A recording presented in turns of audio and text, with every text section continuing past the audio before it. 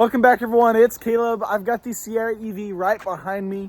I'm in the back of our parking lot because we're going to do auto park assist, try and hop into one of the spaces. I'm going to shoot for that one, but we'll see. This will actually be the very first time I've done it on the Sierra EV. I've done it on just about every other model we have. The Sierra 1500 doesn't have it, unfortunately, from what I found, but we're going to go ahead and hop in. I'm going to go ahead and buckle up so that we're buckled. And then you're on the home screen. You can slide back and forth. You're going to have auto park assist right there. Now you're going to be able to choose your spot. We're going to do park in a space and then park in this way. And then we're going to put it in gear, pull it in. And then it says start by pulling past a parking space. I like to get within 3 feet of the vehicles. 3 to 5 is a good range. Keep it under about 3 miles an hour there, just so it can register. But all it's doing is looking for vehicles. No actual parking space, but for vehicles. Let me go ahead and pull. There we go. Okay. And you got the option to keep looking or park in vehicle, come to a complete stop. I still have my foot on the brake. It's automatically put me in reverse, and I'm going to go ahead and let go.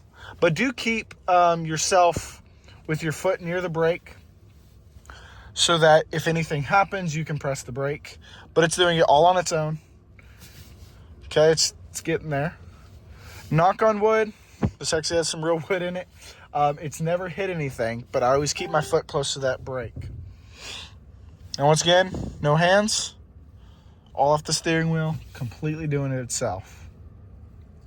And for the most part, you don't really have to look forward.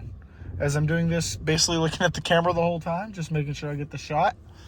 But you see out the mirrors, it's clearing it. You got it over there. Doing phenomenal.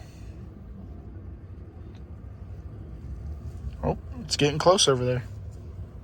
It's getting us close. Oh, it's going to pull us forward a little bit. Nope, realigning us. Okay. So it's realigning us a bit.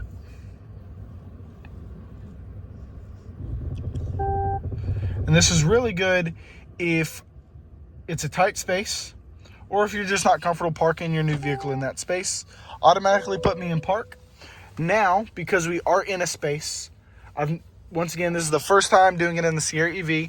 So I've never just pulled out of a space, whether it was me parking or not. So we're going to pull out to the left. Okay. My foot's on the brake. It already put it in drive. Turns on the cameras. And then we let go of the brake. And once again, and this time you don't have to be too cautious on the brake since we're kind of pulling away. But it's going to do it all on its own. And it's going to line you up. Now, I've done it in the Acadia, and it lined me up almost perpendicular with everything. I've done it in the Enclave as well, and it did the same. It's got this new generation of Super Cruise.